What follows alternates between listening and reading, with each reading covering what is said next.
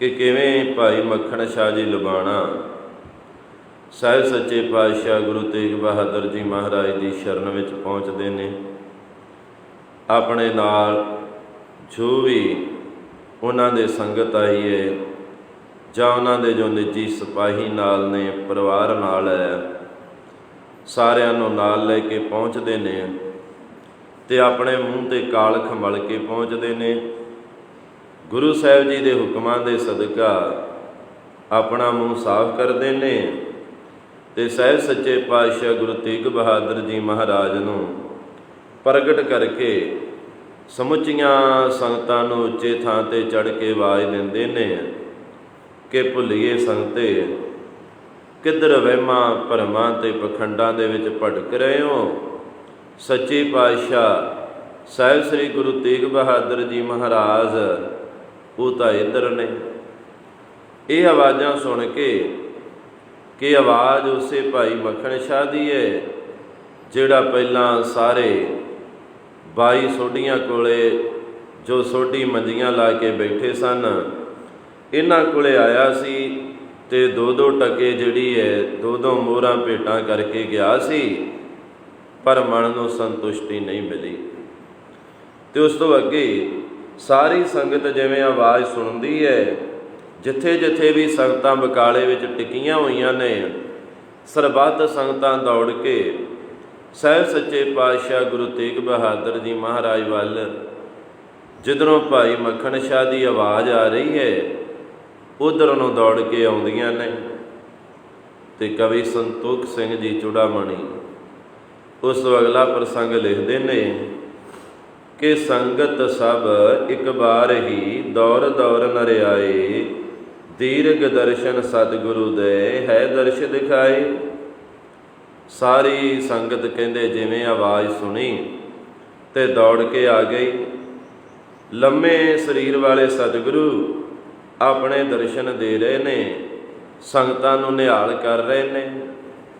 ਬਸਤਰ ਬਹੁਤ ਜਿਨ ਮੂਲੇ ਉਦਾਰੇ, ਧਰੀ ਅਸ਼ਰਪੀ ਗੁਰੂ ਅਗਾਰੇ।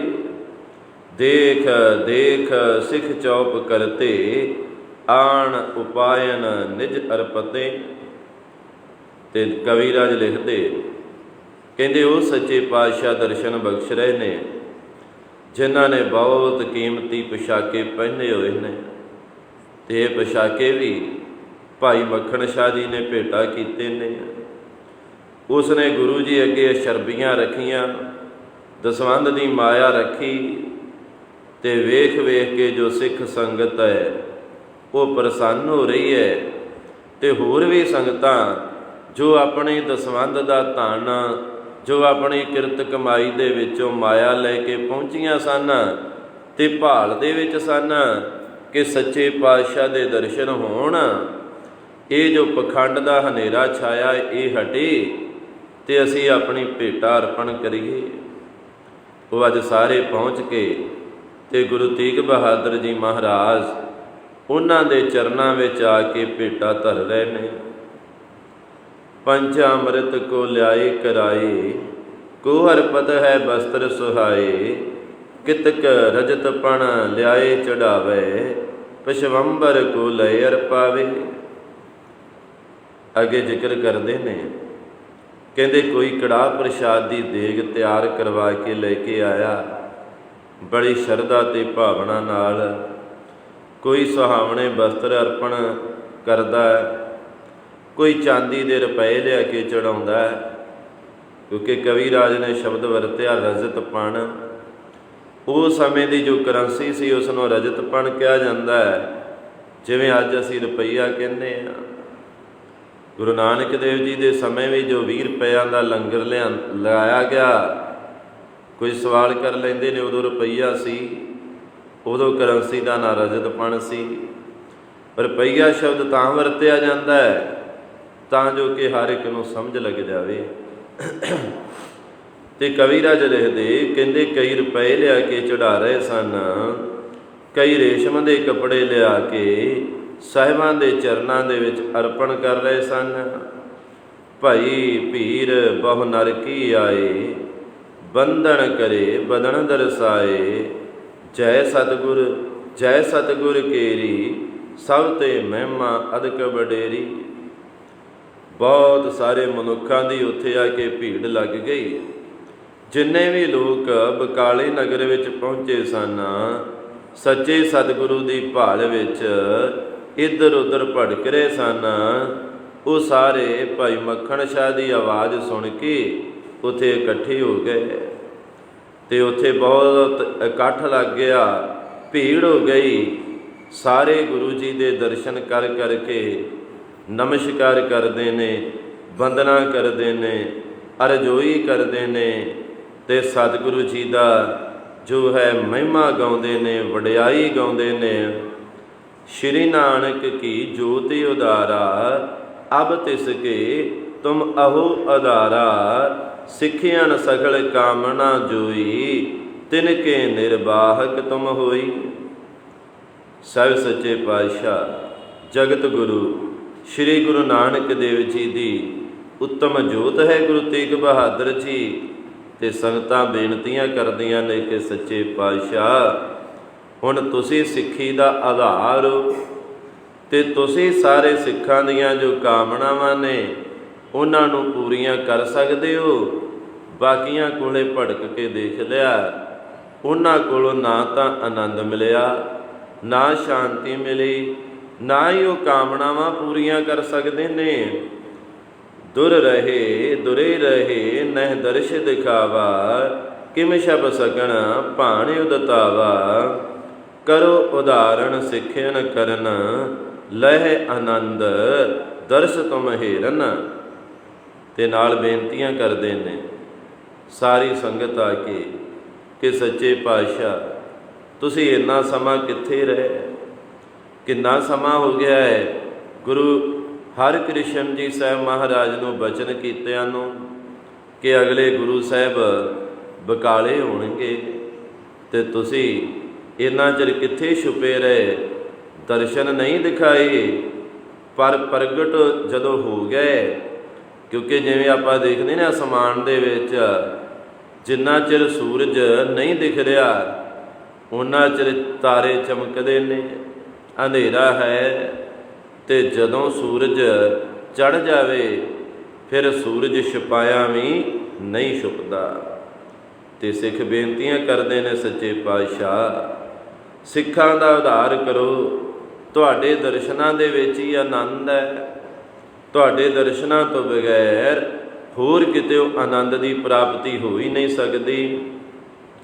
ਇਮ ਕਹਿ ਕੇ ਬਹੁ ਭੀਟ ਚੜਾਵੇ, ਬਿਨੇ ਕਾਮਣਾ ਸਹਿਤ ਸੁਨਾਵੇ।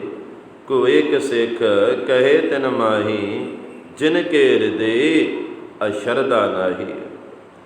ਕਹਿੰਦੇ ਇਸ ਤਰ੍ਹਾਂ ਕਹਿ ਕੇ ਸੰਗਤਾਂ ਬੇਨਤੀਆਂ ਕਰ ਰਹੀਆਂ ਸਨ।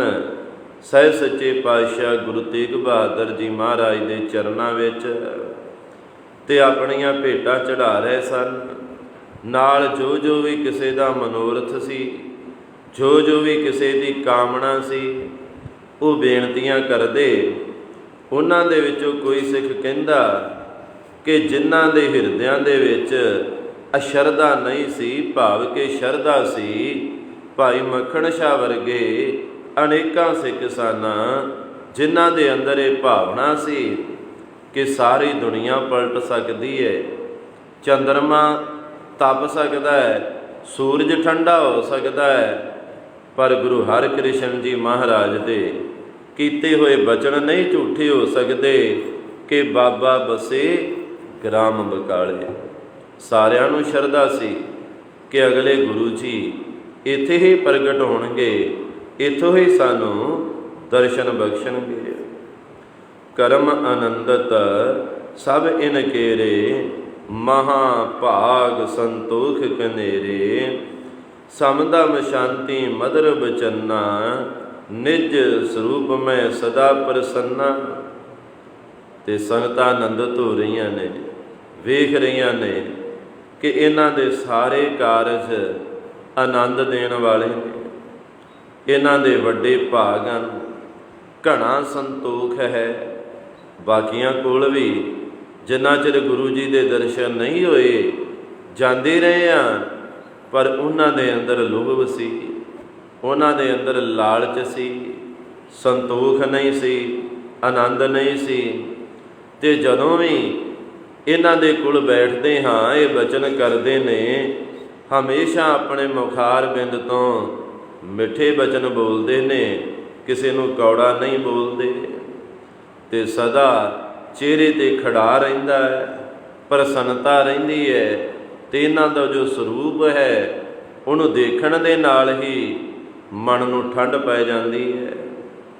ਸ਼ੈਨਸ਼ੀਲ ਮਨ ਰਾਗ ਨ ਦ્વੈਸ਼, ਸਦਾ ਜਤੰਦੇ ਸ਼ੋ ਨ ਕਲੇਸ਼, ਗੁਰਤਾ ਉਚਿਤ ਜਿਤਕ ਬੜਿਆਈ, ਇਨ ਮੈਂ ਸਭ ਪਈਅਤ ਭਲਿਆਈ। ਤੋ ਕਵੀ ਰਾਜ ਕਵੀ ਸੰਤੋਖ ਸਿੰਘ ਜੀ ਲਿਖਦੇ ਨੇ ਕਿ ਇਹਨਾਂ ਦਾ ਸੁਭਾਅ ਵੱਡਾ ਸ਼ੈਨਸ਼ੀਲ ਹੈ। ਮਨ ਦੇ ਵਿੱਚ ਨਾ ਪ੍ਰੇਮ ਹੈ, ਨਾ ਕੋਈ ਦੋਸ਼ ਹੈ, ਸਦਾ ਹੀ ਜੇਤੂ ਨੇ ਤੇ ਕਲੇਸ਼ਾਂ ਨੇ ਇਹਨਾਂ ਨੂੰ ਛੋਹਿਆ ਵੀ ਨਹੀਂ। ਇੱਕ ਵਾਰੀ ਵਾਦ ਵਿਵਾਦ ਹੁੰਦੇ ਨੇ, ਇੱਕ ਮਨੁੱਖ ਦਾ ਸੁਭਾਅ ਹੀ ਕਲੇਸ਼ ਪਾਉਣ ਵਾਲਾ ਹੁੰਦਾ, ਸਦਾ ਲੜਾਈ ਝਗੜੇ ਪਾਉਂਦੇ ਰਹਿਣ ਵਾਲਾ ਹੁੰਦਾ ਹੈ, ਸਦਾ ਕੋਈ ਨਾ ਕੋਈ ਫਸਾਦ ਖੜਾ ਕਰੀ ਰੱਖਦਾ ਹੈ। ਤੋ ਕਹਿੰਦੇ ਇਹਨਾਂ ਦਾ ਜੋ ਸੁਭਾਅ ਹੈ, ਉਹ ਕਲੇਸ਼ਾਂ ਨੇ ਇਹਨਾਂ ਨੂੰ ਛੋਹਿਆ ਵੀ ਨਹੀਂ। ਜਿੰਨੀ ਇਹਨਾਂ ਦੀ ਵਡਿਆਈ ਹੈ, ਉਸ ਕਰਕੇ ਗੁਰਤਾ ਇਹਨਾਂ ਵਾਸਤੇ ਉਚਿਤ ਹੈ। ਤੇ ਇਹਨਾਂ ਦੇ ਵਿੱਚ ਸਾਰੇ ਗੁਣ ਮੌਜੂਦ ਨੇ ਜੋ ਸਿੱਖ ਸੰਗਤ ਦੀ ਗਵਾਹੀ ਕਰ ਸਕਦੇ ਨੇ। ਇੱਕ ਸੁਭਾਵ ਇਨ ਧਾਰਨ ਮੌਣ, ਜਾਤੇ ਗਇਓ ਸਮੀਪ ਨ ਕੌਣ, ਭੇਦ ਨ ਪਾਏ ਸਕਿਓ ਇਨ ਕੋਈ, ਉਦਾਸੀਨ ਸਭ ਤੇ ਨਿਤ ਜੋਈ।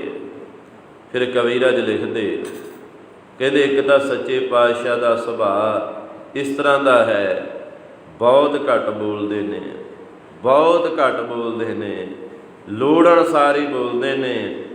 ਤੇ ਇਸੇ ਕਰਕੇ ਇਹਨਾਂ ਦੇ ਪਾਸ ਸੰਗਤ ਬਹੁਤ ਘੱਟ ਗਈ। ਬਾਕੀ ਜਿਹੜੇ ਸੋਢੀ ਸਨ, ਉਹਨਾਂ ਦੇ ਪੱਲੇ ਗੁਣ ਤਾਂ ਕੋਈ ਨਹੀਂ ਸੀ, ਪਰ ਉਹ ਵੱਧ ਚੜ੍ਹ ਕੇ ਪ੍ਰਚਾਰ ਕਰਦੇ ਸਨ, ਆਪਣੀਆਂ ਗੱਲਾਂ ਵੱਧ ਤੋਂ ਵੱਧ ਬਣਾ ਕੇ ਦੱਸਦੇ ਸਨ। ਕਈ ਉਹਨਾਂ ਬੰਦੇ ਵੀ ਖਰੀਦੇ ਹੋਏ ਸਨ, ਜਿਹੜੇ ਬਾਹਰੋਂ ਆਈ ਨਵੀਂ ਸੰਗਤ ਨੂੰ ਭਰਮਾ ਕੇ ਲੈ ਜਾਂਦੇ ਸਨ। ਪਰ ਕਹਿੰਦੇ ਇਹ ਸਾਹਿਬ ਸੱਚੇ ਪਾਤਸ਼ਾਹ ਗੁਰੂ ਤੇਗ ਬਹਾਦਰ ਜੀ ਮਹਾਰਾਜ, ਇਹ ਤਾਂ ਬਹੁਤ ਘੱਟ ਬੋਲਦੇ ਨੇ। ਇਸ ਕਰਕੇ ਇਹਨਾਂ ਦਾ ਕੋਈ ਭੇਦ ਨਹੀਂ ਪਾ ਸਕਿਆ ਤੇ ਸਭ ਤੋਂ ਹੀ ਅਲੱਗ ਰਹਿੰਦੇ ਨੇ। ਇਨ ਕੋ ਪਿਤਾ ਬਲੀ ਕੁਝ ਭਾਰੀ, ਜਿਨ ਸਮਾਨ ਨੇ ਅਪਰੇ ਆਕਾਰੀ, ਸੁੰਦਰ ਸ਼ੁਭ ਸਰਬੰਗ ਬਿਲੰਦਾ, ਮਹਿਦ ਜੁਦ ਜੈਤਾ ਰੂਪ ਬਿਰੰਦ। ਤੇ ਨਾਲ ਕਵੀਰਾਜ ਲਿਖਦੇ, ਕਹਿੰਦੇ ਇਹਨਾਂ ਦੇ ਪਿਤਾ ਸਾਹਿਬ ਸੱਚੇ ਪਾਤਸ਼ਾਹ ਗੁਰੂ ਹਰਗੋਬਿੰਦ ਸਾਹਿਬ ਜੀ ਮਹਾਰਾਜ, ਉਹ ਵੀ ਭਾਰੀਆਂ ਬਾਹਾਂ ਵਾਲੇ ਮਹਾਨ ਬਲੀ ਯੋਧੇ ਹੋਏ ਨੇ। ਉਹਨਾਂ ਵਰਗੇ ਸਰੀਰ ਵਾਲਾ, ਤਾਕਤ ਵਾਲਾ, ਬਲਵਾਨ, ਬੜ ਯੋਧਾ, ਬਹੁ ਪਰਉਪਕਾਰੀ ਹੋਰ ਕੋਈ ਨਹੀਂ ਹੋਇਆ। ਉਹਨਾਂ ਦੇ ਸਭ ਤੋਂ ਸੁੰਦਰ ਤੇ ਸਭ ਤੋਂ ਪੱਖੋਂ ਬਹੁਤ ਉੱਚੇ ਲੰਮੇ ਸਨ। ਉਹਨਾਂ ਨੇ ਬਹੁਤ ਵੈਰੀਆਂ ਨੂੰ ਮਾਰਿਆ, ਦੁਸ਼ਮਣਾਂ ਦੇ ਦਲਾਂ ਦੇ ਦਲ ਗਾਲ ਦਿੱਤੇ ਤੇ ਬਹੁਤ ਜ਼ਿਆਦਾ ਉਹਨਾਂ ਨੇ ਯੁੱਧ ਜਿੱਤੇ ਨੇ। ਸ਼੍ਰੀ ਗੁਰੂ ਹਰਗੋਬਿੰਦ ਸੁਖ ਕੰਦ, ਤਿਨ ਕੇ ਸੁਤ ਗੁਣ ਧਰੇ ਮਨੰਦ, ਦੀਰਘ ਦਰਸ਼ਨ ਬਦਨ ਸੁਹਾਵਾ, ਦੇਹੀ ਸ਼ਮਸ਼ਰੂ ਸ਼ਰਲ ਬਨਾਵਾ।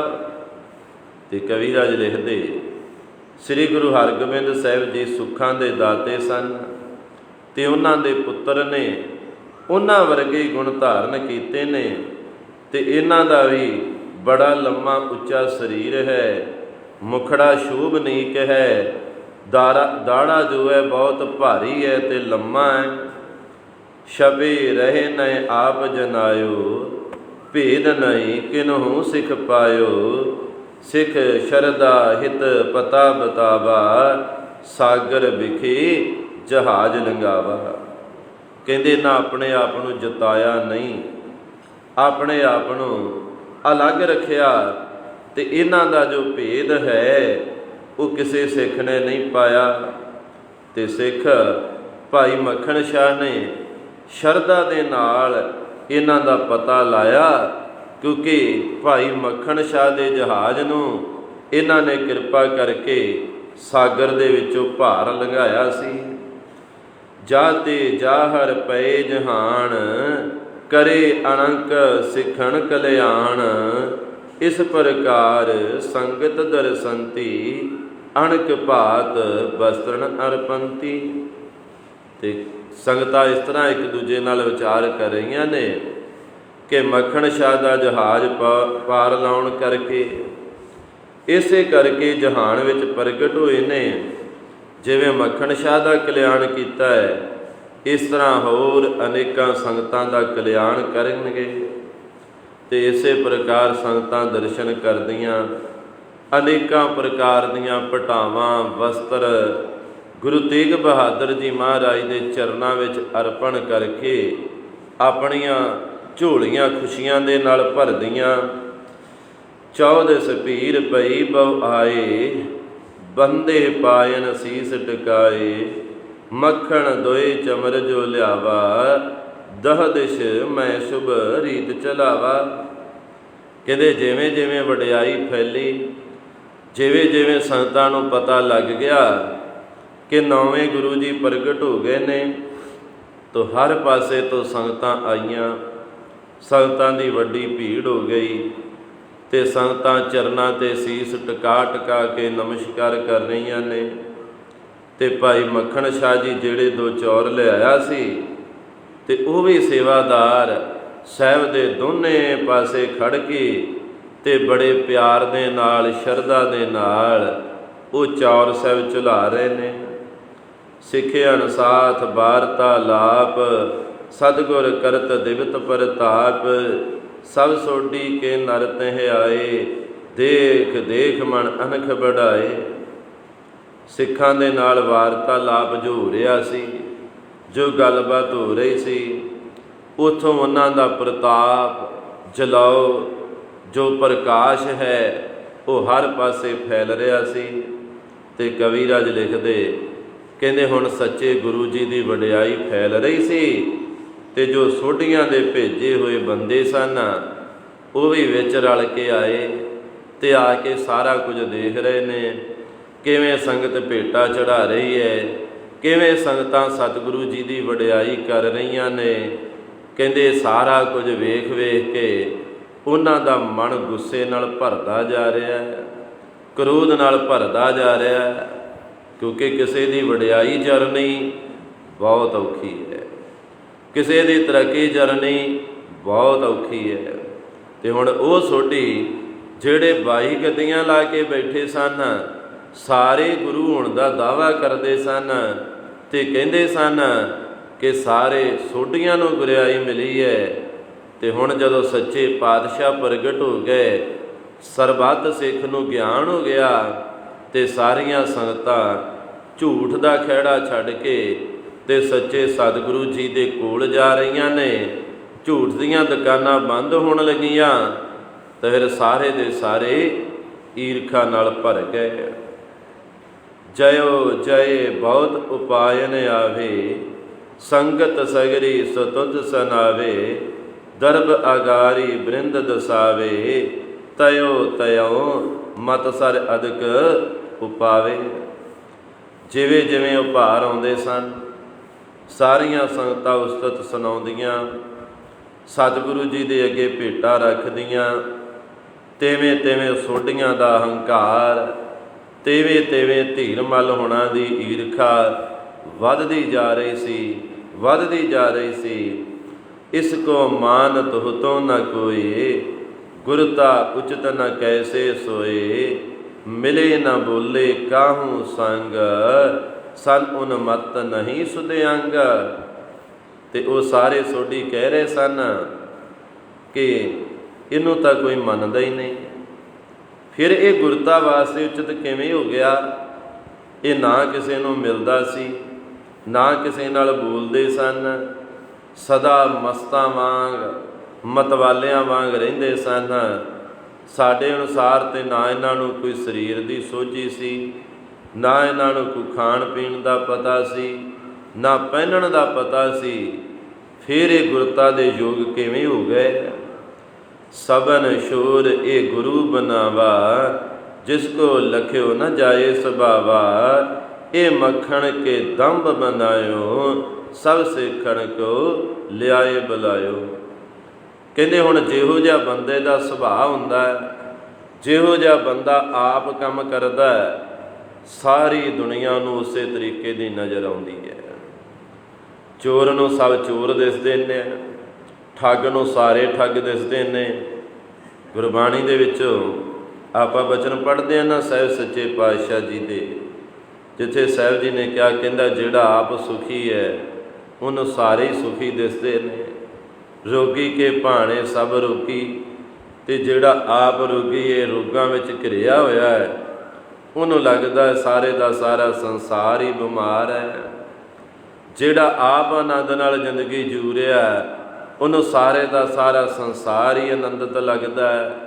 ਅਤੇ ਜਿਹੜਾ ਆਪ ਠੱਗ ਹੈ, ਚੋਰ ਹੈ, ਉਹਨੂੰ ਸਾਰੇ ਦਾ ਸਾਰਾ ਜਗਤ ਉਸੇ ਤਰੀਕੇ ਦਾ ਨਜ਼ਰ ਆਉਂਦਾ ਹੈ। ਅਤੇ ਇਸ ਲਈ ਕਵੀਰਾਜ ਕਹਿ ਰਹੇ, ਕਹਿੰਦੇ ਜਿਹੜੇ ਸੋਢੀ ਨੇ ਨਾ, ਹੁਣ ਈਰਖਾ ਦੇ ਭਰੇ ਹੋਏ ਕੀ ਵਿਚਾਰਾਂ 'ਚ ਕਹਿ ਰਹੇ ਨੇ। ਕਹਿੰਦੇ ਸਾਰਿਆਂ ਨੂੰ ਛੱਡ ਕੇ ਅਸੀਂ ਇੰਨਾ ਵਧੀਆ ਪ੍ਰਬੰਧ ਕੀਤਾ, ਇੰਨੇ ਸੋਹਣੇ ਵਿਛਾਉਣੇ ਵਿਛਾਉਂਦੇ ਸਾਂ, ਇੰਨਾ ਵਧੀਆ ਸਾਡਾ ਪ੍ਰਬੰਧ ਸੀ, ਸਾਨੂੰ ਸਾਰਿਆਂ ਨੂੰ ਛੱਡ ਕੇ ਉਹਨੂੰ ਗੁਰੂ ਬਣਾ ਦਿੱਤਾ ਜਿਹਨੂੰ ਸਾਡੇ ਅਨੁਸਾਰ ਕੋਈ ਸਮਝ ਹੀ ਨਹੀਂ ਸੀ, ਅਤੇ ਜਿਸ ਦੇ ਸੁਭਾਅ ਨੂੰ ਸਮਝਿਆ ਨਹੀਂ ਸੀ ਜਾ ਸਕਦਾ। ਅਤੇ ਹੁਣ ਧੀਰ ਮੱਲ ਹੋਣੀ ਇਹ ਸਾਰੇ ਇਕੱਠੇ ਹੋ ਕੇ ਵਿਚਾਰਾਂ ਕਰਦੇ ਨੇ। ਕਹਿੰਦੇ ਸਾਨੂੰ ਤਾਂ ਲੱਗਦਾ ਇਹਦੇ ਵਿੱਚ ਮੱਖਣ ਸ਼ਾਹ ਦੀ ਕੋਈ ਚਾਲ ਹੈ, ਕਿਉਂਕਿ ਜਿਵੇਂ ਉਹ ਆਪ ਚਾਲਾਂ ਚੱਲਦੇ ਰਹੇ, ਜਿਵੇਂ ਅੱਜ ਕੱਲ੍ਹ ਹੋ ਜਾਂਦਾ ਹੈ, ਕੋਈ ਲੋਕ ਭਲਾਈ ਦੀ ਗੱਲ ਕੀਤੀ ਜਾਵੇ ਤਾਂ ਆਮ ਬੰਦਾ ਹੀ ਕਹਿ ਉੱਠਦਾ ਹੈ ਇਹਦੇ ਵਿੱਚ ਰਾਜਨੀਤੀ ਹੈ, ਇਹਦੇ ਵਿੱਚ ਰਾਜਨੀਤੀ ਹੈ। ਕਿਉਂਕਿ ਅਸੀਂ ਜੋ ਕਰਦੇ ਹਾਂ ਉਹ ਸਾਡੇ ਅੰਦਰ ਟਿਕਿਆ ਹੋਇਆ, ਅਤੇ ਸੋਢੀਆਂ ਨੂੰ ਲੱਗ ਰਿਹਾ ਹੈ ਕਿ ਜਿਵੇਂ ਅਸੀਂ ਠੱਗੀਆਂ ਕਰਦੇ ਰਹੇ, ਮਸੰਦਾਂ ਨੂੰ ਨਾਲ ਰਿਸ਼ਵਤ ਦੇ ਕੇ ਜੋੜਦੇ ਰਹੇ, ਲੋਕਾਂ ਵਿੱਚ ਝੂਠੀ ਵਡਿਆਈ ਬਣਾਉਂਦੇ ਰਹੇ, ਸ਼ਾਇਦ ਮੱਖਣ ਸ਼ਾਹ ਨੇ ਵੀ ਇਸੇ ਤਰੀਕੇ ਹੀ ਕਰਕੇ ਅਤੇ ਇਹਨਾਂ ਨੂੰ ਗੁਰੂ ਬਣਾ ਲਿਆ। ਅਤੇ ਮੱਖਣ ਸ਼ਾਹ ਨੇ ਬੜੀ ਚਲਾਕੀ ਨਾਲ ਸਾਰੀ ਸੰਗਤ ਨੂੰ ਆਪਣੇ ਪਿੱਛੇ ਲਾ ਕੇ ਅਤੇ ਇਹਨਾਂ ਦੇ ਕੋਲ ਲੈ ਗਿਆ। ਇਸ ਕੋ ਕਹਿਤ ਹੋਤੇ ਮਤਵਾਨਾ, ਦੇਖਿਓ ਜਾਤੇ ਮਹਿਤ ਅਜਾਨਾ। ਅਪਰ ਸਮਣ ਕੋ ਕੀਨ ਅਨਾਦਰ, ਹੁਤੇ ਸਤੀਵ ਜੋ ਉਚਤੇ ਆਦਰ। ਮੱਖਣ ਸ਼ਾਹ ਨੂੰ ਸਾਰੇ ਬੁੱਧੀਵਾਨ ਕਹਿੰਦੇ ਸਨ, ਪਰ ਕਹਿੰਦੇ ਸਾਨੂੰ ਤਾਂ ਐਂ ਲੱਗਦਾ ਕਿ ਜਿਵੇਂ ਮੱਖਣ ਸ਼ਾਹ ਮਹਾਮੂਰਖ ਹੋਏ। ਇਹ ਹੁਣ ਸੋਢੀ ਸੋਚਦੇ ਪਏ ਨੇ। ਹੋਰ ਸਾਰਿਆਂ ਦਾ ਅਨਾਦਰ ਕੀਤਾ, ਜਿਹੜੇ ਆਦਰ ਦੇ ਯੋਗ ਸਨ ਉਹਨਾਂ ਨੂੰ ਆਦਰ ਨਹੀਂ ਦਿੱਤਾ, ਅਤੇ ਇਹ ਜਿਹੜਾ ਮਸਤ ਜੇ ਸੁਭਾਅ ਵਾਲਾ ਸੀ ਇਹਨੂੰ ਇੰਨਾ ਸਤਿਕਾਰ ਦੇ ਦਿੱਤਾ। ਧੀਰ ਮੱਲ ਤੇ ਆਦਮ ਹਾਨਾ, ਜਿਸ ਕੋ ਮਾਨੇ ਸਕਲ ਜਹਾਨਾ। ਤਿਨ ਕੇ ਹੋਵਤ ਇਸਟ ਗਿਆਏ, ਧਰੇ ਉਪਾਇਨ ਪੂਜੇ ਪਾਏ। ਅਤੇ ਕਵੀਰਾਜ ਲਿਖਦੇ, ਕਹਿੰਦੇ ਹੁਣ ਵਿਚਾਰਾਂ ਹੋ ਰਹੀਆਂ ਨੇ ਸੋਢੀਆਂ ਵਾਲੇ ਪਾਸੇ ਵਿੱਚ। ਕਹਿੰਦੇ ਧੀਰ ਮੱਲ ਤੋਂ ਵੱਧ ਮਹਾਨ ਕੌਣ ਹੋ ਸਕਦਾ? ਜਿੰਨਾ ਧੀਰ ਮੱਲ ਮਹਾਨ ਹੈ, ਜਿਹਨੂੰ ਸਾਰਾ ਜਹਾਨ ਮੰਨਦਾ ਸੀ, ਸਭ ਤੋਂ ਵੱਧ ਸੰਗਤ ਆ ਕੇ ਧੀਰ ਮੱਲ ਦੀ ਪੂਜਾ ਕਰਦੀ ਸੀ। ਉਹਨਾਂ ਦੇ ਹੁੰਦਿਆਂ ਤੇਗ ਬਹਾਦਰ ਨੂੰ ਗੁਰੂ ਬਣਾਉਣਾ, ਇਹ ਤਾਂ ਇੱਕ ਵੱਡਾ ਅਨਾਦਰ ਹੈ ਉਹਨਾਂ ਦਾ। ਸਾਰੇ ਸੋਢੀਆਂ ਦੀ ਬੇਇੱਜ਼ਤੀ ਹੈ, ਕਿਉਂਕਿ ਧੀਰ ਮੱਲ ਦੇ ਕੋਲ ਆ ਕੇ ਲੋਕ ਧਨ ਚੜਾਉਂਦੇ ਸਨ, ਉਪਹਾਰ ਰੱਖਦੇ ਸਨ, ਪੂਜਾ ਕਰਦੇ ਸਨ। ਕਥਕ ਅਨੀਤ ਸਹਾਰੇ ਸੋਈ, ਇਮਤੋ ਚਹੇ ਚ ਗੁਰ ਸੋ ਹੋਈ। ਅਸ ਕੈ ਨਿੰਦਕ ਬਹੁਤ ਰਸਾਏ, ਜਾਏ ਸਭਨ ਸੋਢੀ ਨੇ ਜਨਾਏ। ਹੁਣ ਉਹਨਾਂ ਤੋਂ ਸੱਚ ਬਰਦਾਸ਼ਤ ਨਹੀਂ ਹੋ ਰਿਹਾ ਕਿ ਸੱਚ ਪ੍ਰਗਟ ਤਾਂ ਮੱਖਣ ਸ਼ਾਹ ਨੇ ਕਰ ਦਿੱਤਾ, ਪਰ ਇਹ ਜਿੰਨੇ ਸੋਢੀ ਸਨ ਇਹ ਹੁਣ ਸੱਚ ਹਜਮ ਨਹੀਂ ਕਰ ਰਹੇ। ਤਾਂ ਸਾਰੇ ਇੱਕੋ ਗੱਲ ਕਹਿ ਰਹੇ ਨੇ, ਕਹਿੰਦੇ ਐਂ ਤਾਂ ਫਿਰ ਜਿਹੜਾ ਚਾਹੇਗਾ ਉਹੀ ਗੁਰੂ ਬਣ ਜਾਏਗਾ। वही गद्दी ते बन बैठेगा। इस तरह कह कह के वो निंदक गुस्से दे विच आए, सारे सोडियां नूं इकट्ठा कर रहे ने, सारियां दे कोल जाके विचारा कर रहे ने किस मसले का कोई हल कढ़िया जाए, नहीं तो साडे कोल किसे नहीं आउणा। बने बनाए सब तुम रहो, अब ते आगे भेट न चहो, न को आवे पास तुम्हारे, दरब न अरपे कबे अकारे। कहते इस तरह विचारा हो रही ने, सारिਆਂ ਨੂੰ ਸੁਨੇਹਾ भेजे जा रहे ने कि तापा सारे तो बने बनाई रह गए। तो कहते ने कहते तुसी बने बनाए बैठे रहो, विछा छड्डो दरियां, बैठे रहो गद्दी ला के, साडे कोल किसे नहीं आउणा, ना किसी ने कोई भेटा चढ़ाउणी है। तो ये तो हुण सच्चे पातशाह गुरु तेग बहादुर जी दे कोल जाणगे ते तुहानूं किसी ने धन अर्पण नहीं करना, ते साडा सारियां दा जिहड़ा रोजगार है वो खत्म समझो। श्री गुरु हर गोविंद को नंद, सब ते लग पद चहे बुलंद, तिसते बड़े चार सुतियाण, तिनको बंस जो गुणी महान। ते साहिब सच्चे पातशाह श्री गुरु हरगोबिंद साहिब जी दे पुत्र ਜਿਹੜੇ ਸਭ ਤੋਂ ਛੋਟੇ ਹਨ, ਉਹਨਾਂ ਨੂੰ ਵੱਡੀ ਪਦਵੀ ਜਿਹੜੀ ਉਹ ਪ੍ਰਾਪਤ ਹੋਈ ਹੈ। ਉਹਨਾਂ ਤੋਂ ਵੱਡੇ ਚਾਰ ਪੁੱਤਰ ਹੋਰ ਸਨ, ਜਿਨ੍ਹਾਂ ਦੀ ਵੰਸ਼ ਬੜੀ ਮਹਾਨ ਹੈ। ਸਭਨ ਉਲੰਘਤ ਬੈਠਿਓ ਸੋਏ, ਤੇਗ ਬਹਾਦਰ ਮਸਤ ਜੋ ਹੋਏ, ਅੰਤਰਗਤ ਮੱਖਣ ਮਿਲ ਗਇਓ, ਮਹਾ ਪਖੰਡ ਉਠਾਵਣ ਕੀਓ। ਕਹਿੰਦੇ ਸਾਰਿਆਂ ਨੂੰ ਲੰਘ ਕੇ, बाकी सारे सोडियां नूं छड्ड के, ते जिहड़े श्री तेग बहादुर जी सदा मस्त रहिंदे सन, घट बोलते सन, बाहर लोकां विच संगत विच घट विचरदे सन। कहंदे सानूं जापदा है कि मक्खण शाह अंदर खाते उन्हां नाल मिल गया, वो व्यापारी है, ते अंदर खाते कोई इन्हां गंढ संड करके ते मक्खण शाह ने ये सारे का सारा पखंड रचा के ते तेग बहादुर नूं जो है वो गुरु बनाता। ताते मिल के करो मर्यादा, नाहे तपयोन सबन ते जादा, सुनत सबन सो दीन बिचारा, कब ना उठावे गुरता भारा। कहते जां तां मिल के सारे मर्यादा करिए, जिन्ने सोढियां सारे मिल के गुरु बन, ते क्या जावे कि गुरु हरकृष्ण ने जो गुरता गद्दी है वो सारे सोढियां नूं दित्ती है। तो कहंदे जे नहीं कर सकते फिर ये कल्ला ही सारियां नालों वड्डा हो गया। सारे सोढी सुन के उन्हां विचार कीती कि चलो मक्खण शाह ने गुरुता बना दिता, पर ये गुरता का भार नहीं चुक सकेगा। लैण देण की अकल न कोई, बोलवे की सामर्थ न होई, सिखण कै देबो उपदेश, इतिहादक को लखे न लेश। हुण वो ईरखावस हो के गल्लां कर रहे हैं, क्योंकि जदों बंदा ईरखावस हुंदा है ना, फिर बड़ा गलत बोलदा, सच नूं झूठ बनाउंदा। ते कहण लगे कहंदे इहनूं लैण देण दी कोई समझ नहीं है, बोलण दे समर्थ नहीं है, तो ज़्यादा बोलदा ही घट है, फिर संगत नूं उपदेश किवें करेगा, सिखा नूं सिक्ख्या किवें देगा। क्योंकि वो सोढी ईरखावस गुरु नूं आम मनुख समझ रहे ने, क्यों तो आम मनुख ही है, क्योंकि गुरता गद्दी धुर दी बख्शिश है। ये बख्शिश है जिस भी जीव ते हुंदी है, उस बख्शिश के सदका ही मनुखों का पार उतारा हुंदा है।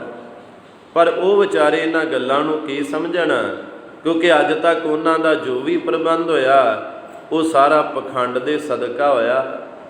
उन्हां दा अपना पखंड चलदा रहा, ते उन्हां नूं ये जिहड़ी घटना है गुरु तेग बहादुर जी का गुरु बनना वो भी पखंड ही लग रहा। धरे मौन कर बैठे हो रहे, जग व्यवहार कथन सो लहे, एक मक्खण की दिश को देख, संगत दीनस भेट अशेख। ਇਹ ਤਾਂ ਮੋਹਣ ਧਰ ਕੇ ਘਰ ਬੈਠਾ ਰਹੇਗਾ, ਨਾ ਤਾਂ ਇਹਨੇ ਜਗਤ ਦੇ ਵਿੱਚ ਵਿਚਰਨਾ ਤੇ ਇਕੱਲਾ ਮੱਖਣ ਸ਼ਾਹ ਪਤਾ ਨਹੀਂ ਕਿੱਥੋਂ ਆ ਗਿਆ, ਇਹਨੇ ਸਾਰੇ ਦਾ ਸਾਰਾ ਕੰਮ ਖਰਾਬ ਕਰ ਦਿੱਤਾ। ਤੇ ਇੱਕ ਮੱਖਣ ਸ਼ਾਹ ਵੱਲ ਵੇਖ ਕੇ ਸਾਰੀ ਦੀ ਸਾਰੀ ਸੰਗਤ ਇਹਨੂੰ ਭੇਟਾ ਦੇ ਰਹੀ ਹੈ, ਇਹਨਾਂ ਕੋਲ ਜਾ ਰਹੀ ਹੈ। ਜਬ ਇਹ ਚਲਿਓ ਜਾਏ ਨਿਜ ਦੇਸ਼, ਦੇ ਉਪਾਇਨ ਕੋ ਨੈ ਲੇਸ਼, ਸਭ ਹਟ ਜਾਏ ਹੈ ਜਾਏ ਨ ਕੋਈ, ਜਾਣ ਜਾਏ ਜੈਸੋ ਇਹ ਹੋਈ। ਤੇ ਹੁਣ ਸਾਰੇ ਵਿਚਾਰਾਂ ਕਰਦੇ ਨੇ, ਕਹਿੰਦੇ ਜਦੋਂ ਮੱਖਣ ਸ਼ਾਹ ਆਪਣੇ ਦੇਸ਼ ਨੂੰ ਚਲਿਆ ਜਾਵੇਗਾ, ਮੱਖਣ ਸ਼ਾਹ ਨੇ ਕਿਹੜਾ ਸਦਾ ਇੱਥੇ ਬੈਠੇ ਰਹਿਣਾ।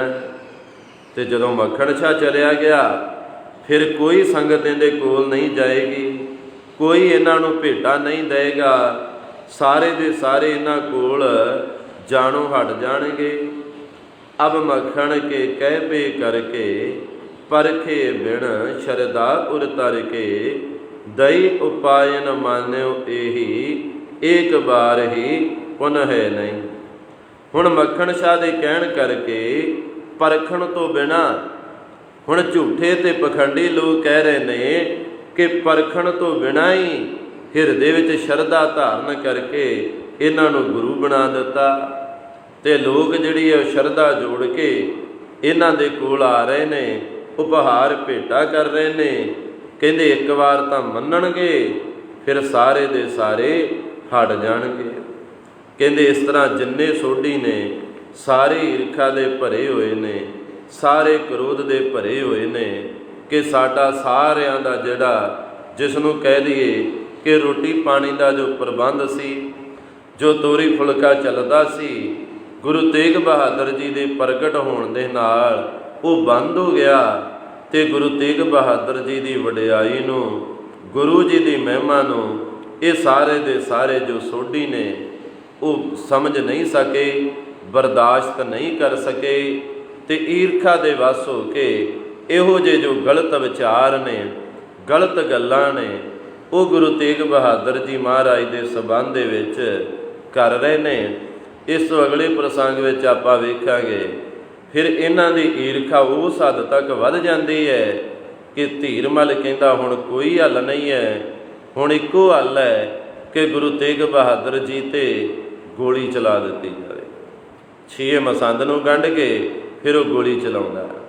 ਇੱਥੋਂ ਇੱਕ ਗੱਲ ਸਮਝਣ ਯੋਗ ਹੈ ਕਿ ਹੁਣ ਗੁਰੂ ਸਾਹਿਬਾਨ ਜਦੋਂ ਮੌਜੂਦ ਸਨ, ਕਿ ਗੁਰੂ ਅਰਜਨ ਦੇਵ ਜੀ ਮਹਾਰਾਜ ਦੇ ਨਾਲ ਈਰਖਾ ਨਹੀਂ ਹੋਈ।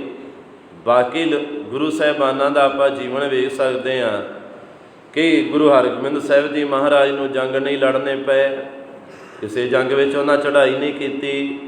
ਸਾਰੀਆਂ ਜੰਗਾਂ ਵਿੱਚ ਮੁਗਲ ਆਪ ਚੜ੍ਹਾਈ ਕਰਕੇ ਆਉਂਦੇ ਰਹੇ। ਗੁਰੂ ਤੇਗ ਬਹਾਦਰ ਜੀ ਮਹਾਰਾਜ ਦਾ ਆਪਾਂ ਜੀਵਨ ਗੁਰਪ੍ਰਤਾਪ ਸੂਰਜ ਗ੍ਰੰਥ ਵਿੱਚੋਂ ਵਾਚ ਰਹੇ ਹਾਂ ਤੇ ਕਿਵੇਂ ਸੋਢੀ ਉਹਨਾਂ ਨਾਲ ਈਰਖਾ ਕਰ ਰਹੇ ਨੇ, ਅਖੀਰ ਤੇ ਗੋਲੀ ਮਰਵਾਉਣ ਤੱਕ ਜਾਂਦੇ ਨੇ। ਤੇ ਜੋ ਅੱਜ ਦਾ ਸਮਾਂ ਹੈ, ਅੱਜ ਦੇ ਸਮੇਂ ਦੇ ਵਿੱਚ ਵੀ ਆਪਾਂ ਵਾਚ ਸਕਦੇ ਹਾਂ ਕਿ ਅੱਜ ਵੀ ਸਾਹਿਬ ਸੱਚੇ ਪਾਤਸ਼ਾਹ ਦਸਾਂ ਪਾਤਸ਼ਾਹੀਆਂ ਦੀ ਜੋਤ ਗੁਰੂ ਗ੍ਰੰਥ ਸਾਹਿਬ ਜੀ ਦੇ ਨਾਲ ਕਿੰਨੇ ਲੋਕ ਈਰਖਾ ਕਰਦੇ ਨੇ।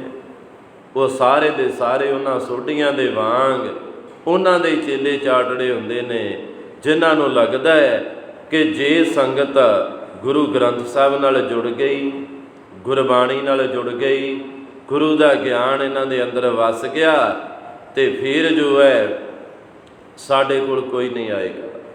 ਫਿਰ ਉਹ ਇਹੋ ਜਿਹੀਆਂ ਚਾਲਾਂ ਚੱਲਦੇ ਨੇ, ਕੋਈ ਸਿੱਧੜੇ ਬੰਦੇ ਲੱਭ ਕੇ ਉਹਨਾਂ ਤੋਂ ਬੇਅਦਬੀ ਕਰਾਈ ਜਾਂਦੀ ਹੈ ਤਾਂ ਜੋ ਕਿ ਲੋਕਾਂ ਦੇ ਵਿੱਚ ਗੁਰੂ ਘਰ ਦੇ ਨਾਲ ਨਾ ਜੁੜਨਾ ਤੇ ਸਾਡੇ ਕੋਲ ਆਉਣ।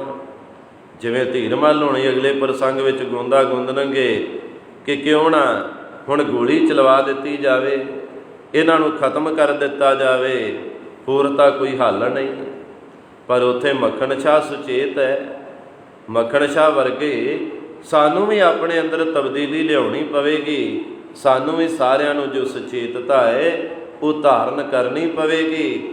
ਹਰ ਸਿੱਖ ਨੂੰ ਸੁਚੇਤ ਹੋਣਾ ਪਵੇਗਾ। ਇਹ ਇਕੱਲਾ ਕਿਸੇ ਇੱਕ ਜਾਣੇ ਦੇ ਵੱਸ ਦੀ ਗੱਲ ਨਹੀਂ ਕਿ ਆਪਾਂ ਕਿਸੇ ਇੱਕ ਬੰਦੇ 'ਤੇ ਜ਼ਿੰਮੇਵਾਰੀ ਦੇ ਕੇ ਤੇ ਆਪ ਸਾਰੇ ਦੇ ਸਾਰੇ ਆਪਾਂ